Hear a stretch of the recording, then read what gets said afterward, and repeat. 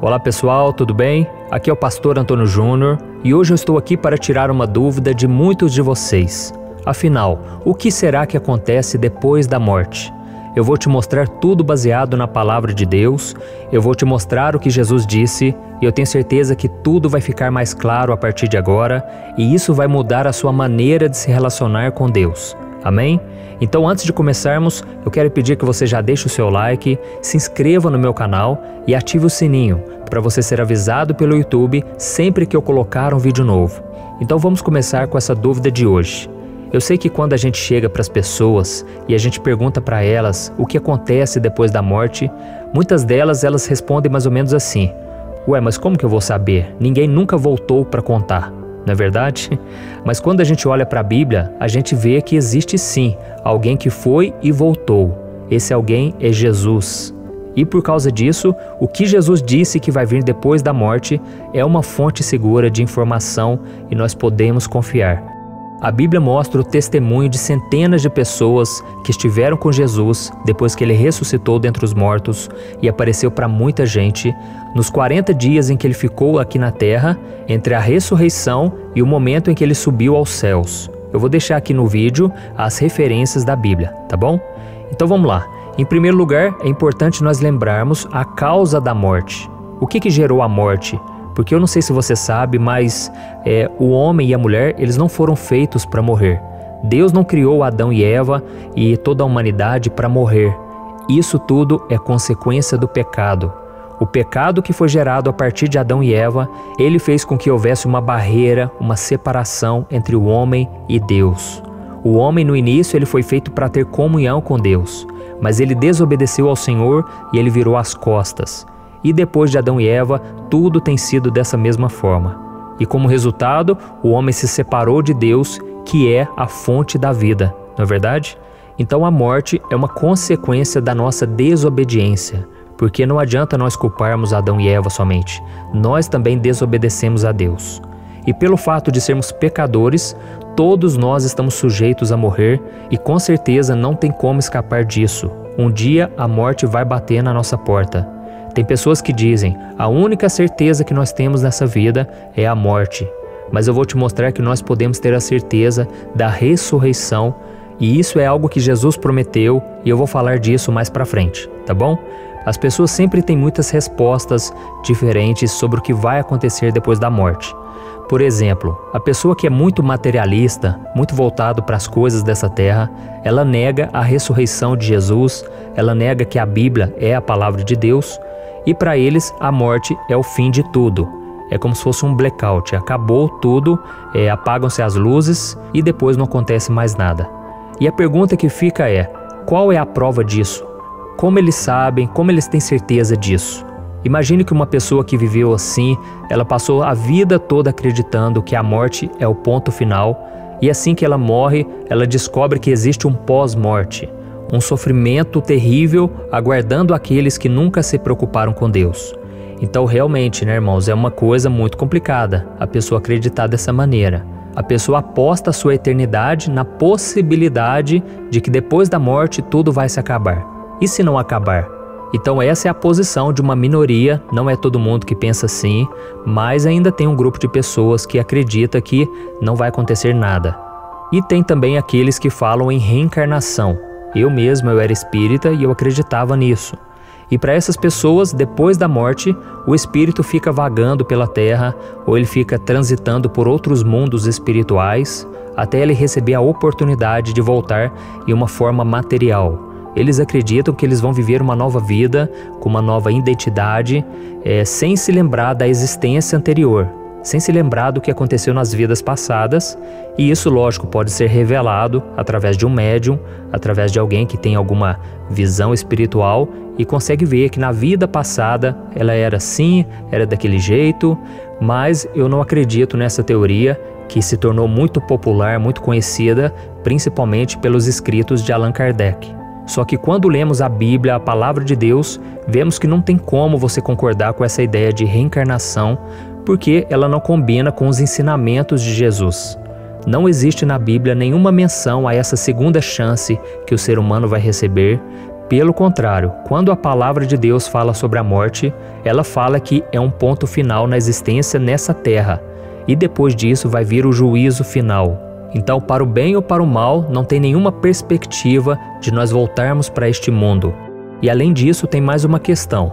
Se nós pudéssemos sempre reencarnar, obedecendo a um ciclo, em que a gente vai, a gente volta, por que será então que Jesus teria que morrer na cruz por nós? A Bíblia toda deixa claro que Jesus ele morreu na cruz para nos salvar, ou seja, para nos livrar da morte, da condenação eterna, do juízo justo que os nossos pecados merecem, não é verdade? Então isso seria desnecessário se o que viesse após a morte fosse a reencarnação. E tem um outro tipo de pessoa que acredita que a alma, depois da morte, ela entra em um estado de sono. Isso é muito comum as pessoas pensarem assim. Seria uma forma da pessoa ficar insensível. É como se a pessoa ela não percebesse o que está acontecendo à sua volta e ela vai despertar somente no dia do juízo final. E essa visão também eu não acredito e é uma visão meio problemática, porque na Bíblia existem referências a pessoas que estavam mortas, mas conscientes, e elas se lembravam claramente da sua vida depois da terra. E um exemplo disso é daquela parábola que Jesus contou do rico e do Lázaro. E esses dois homens tinham consciência do que eles tinham passado aqui nesse mundo, nessa terra. E Jesus ele disse que não tem como também a pessoa que já morreu, ela voltar e nós também passarmos daqui para lá, termos essa comunicação com os mortos. E além disso, em outra ocasião, Jesus disse que na eternidade nós vamos nos assentar com Abraão, com Isaac e com Jacó. E tem também uma outra questão. Lá no livro de Apocalipse nós vemos que ele fala sobre a alma dos mártires, que eles cobram de Deus justiça aqui na terra contra aqueles que os martirizaram. Depois você lê aí na sua casa, Apocalipse 6, o versículo 9 ao 11.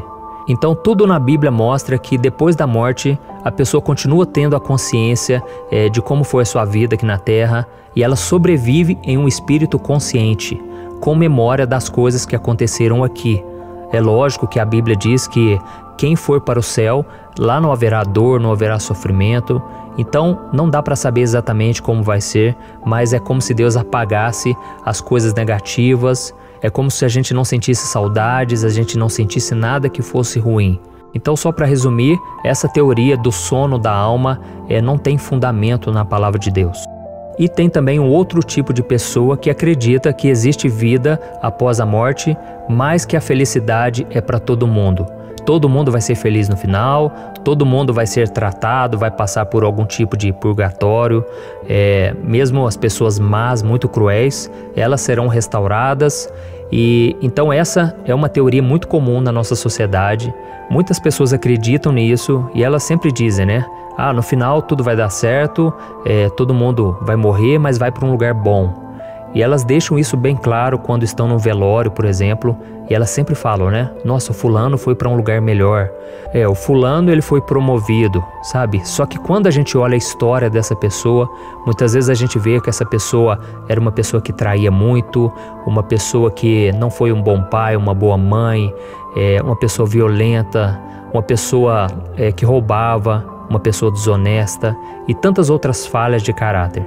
Não que a nossa salvação é pelo nosso mérito, viu, irmãos? Eu vou explicar um pouco mais pra frente, mas tem muita gente má, muita gente que era assassino, ladrão, corrupto, uma pessoa que fez tanta coisa errada nessa vida e parece que quando ela morre, as pessoas tratam ela como se fosse um santo, elas amenizam muito os seus pecados. Então a posição mais correta, mais sensata é o que a palavra de Deus nos ensina.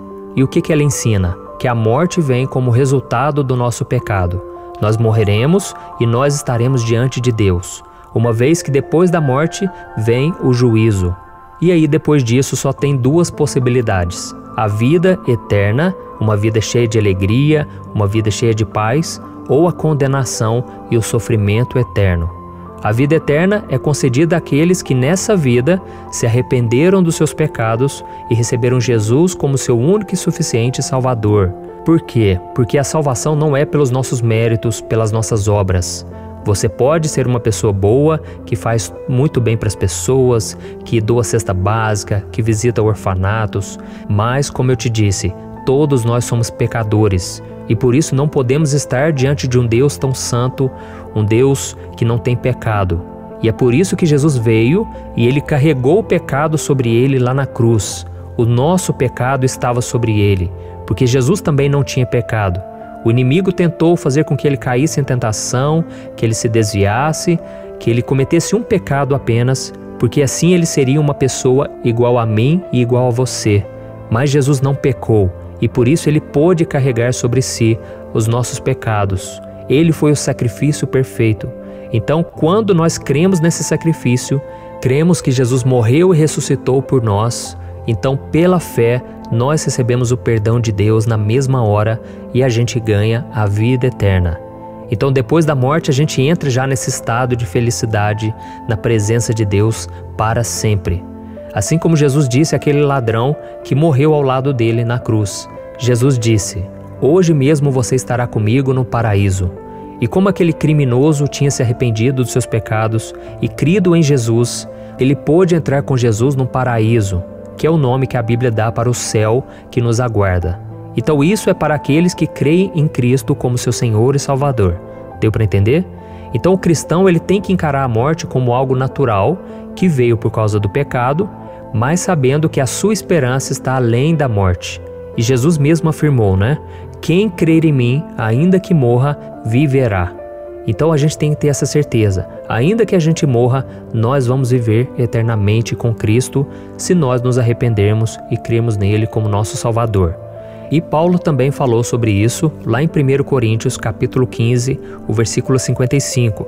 Ele disse assim, onde está, ó morte, a tua vitória? Onde está, ó morte, o teu aguilhão? Por que ele disse isso? Porque a ressurreição tirou o poder da morte sobre a raça humana. Então a morte, que é a nossa maior inimiga, é a maior inimiga do ser humano, ela foi vencida por Jesus lá na cruz, porque ele ressuscitou. Ele foi o primeiro a ressuscitar. E agora todos que creem nele também serão ressuscitados. Amém? Isso é maravilhoso, irmãos, não é pelo nosso mérito. Eu tive uma vida muito torta, uma vida de desobediência, mas um dia Jesus perdoou os meus pecados e eu criei nele como meu Salvador. A partir dali, o meu relacionamento com Deus foi restaurado. E se hoje eu estou falando aqui por você, é por causa disso, é por causa da graça de Deus. E aí também tem aquela outra alternativa que a Bíblia nos mostra, que é a condenação e o sofrimento eterno. E pense comigo, irmãos, o que a gente poderia esperar de uma pessoa que viveu nesse mundo sem considerar a presença, o amor de Deus? Ela não aceitou Jesus como seu Salvador, o tempo todo ela quebrou os mandamentos e ela fez tudo o que vinha na sua mente. Será que essa pessoa seria salva? Será que essa pessoa ela deveria estar no céu junto com pessoas de Deus, pessoas que foram perdoadas por Jesus? Não, essa pessoa ela vai colher o pecado que ela plantou durante toda a sua vida. E o salário do pecado é a morte. É isso que está escrito na palavra de Deus. Então, aquele que na sua vida ela semeou a semente do pecado e da desobediência, com certeza ela vai colher condenação. Por quê? Porque ela não foi perdoada. E Jesus deixou isso bem claro. Não existe uma outra vida, não existe uma segunda chance. Nós temos que buscar ao Senhor no dia que se chama hoje. Nós temos que buscar a Deus enquanto há tempo. Então, eu quero fazer uma oração por você agora. Eu quero oferecer para você a mesma oportunidade que eu recebi há muitos anos atrás. A oportunidade de entregar a vida para Jesus. Você que reconhece nesse momento que pelos seus méritos, pelo seu esforço, você não consegue ser uma pessoa que vive sem pecado. Eu tenho certeza que todos nós somos pecadores, mas o que Jesus espera é que você reconheça isso. Porque Ele mesmo disse, eu não vim para os sãos, eu vim para os doentes, eu vim para salvar pecadores. Então que você possa reconhecer o seu pecado e pedir que Jesus te perdoe, porque irmãos, essa vida é muito passageira, essa vida não nos garante nada. Nós precisamos estar firmados em Cristo e eu tenho certeza que se você se arrepender e convidar Ele para entrar na sua vida, Ele vai entrar. E a partir de agora você deverá então andar nos caminhos do Senhor, seguir os passos de Jesus. Amém? Então eu quero orar por você, se você puder, feche os seus olhos e vamos orar. Senhor, meu Deus e meu Pai, eu quero te agradecer por esse momento especial em que ouvimos a Tua palavra e nós chegamos à conclusão, meu Pai, que nós não podemos nos salvar. Por isso eu te peço perdão, Senhor. Em nome de Jesus, me perdoe, Pai, por todos os meus erros, por todas as minhas falhas, a minha desobediência. Senhor, eu reconheço que eu não consigo receber a salvação e eu também não posso comprá-la, e eu reconheço que não existe uma outra chance. Eu tenho que me arrepender agora. Por isso, meu Pai, eu te peço perdão por todos os meus pecados e eu confesso com a minha boca que Jesus é o Senhor. Eu creio em Ti, Jesus, como meu único Salvador. Jesus, perdoa os meus pecados, escreve o meu nome no livro da vida e eu quero andar contigo todos os dias a partir de hoje. Me ajude, Senhor, a vencer o mal, a vencer o pecado, a vencer o diabo e este mundo. Eu quero estar contigo para sempre, até aquele dia em que me encontrarei com o Senhor para sempre. Senhor, em nome de Jesus que eu oro e te agradeço. Amém. Glória a Deus. Meus irmãos, se vocês oraram com fé, se você orou pela primeira vez entregando a sua vida para Jesus, eu quero te dizer que Jesus te perdoou e Jesus te salvou. E agora você tem que andar com Ele todos os dias. Você tem que entender que não é uma religião, é um relacionamento que você vai começar com o Senhor dia após dia e você vai aprender cada vez mais qual é a vontade dEle. E agora você tem que renunciar à sua vida, o seu pecado, para fazer a vontade de Deus. E pode ter certeza, é a melhor decisão que você toma. Amém? Pode ter certeza, a sua vida não vai ser fácil, porque você vai lutar contra as coisas desse mundo. Você vai nadar contra a maré, mas vai valer a pena, porque Jesus mesmo disse: aquele que crê em mim, ainda que morra, viverá. Amém? Deus te abençoe, um grande abraço e até o próximo vídeo.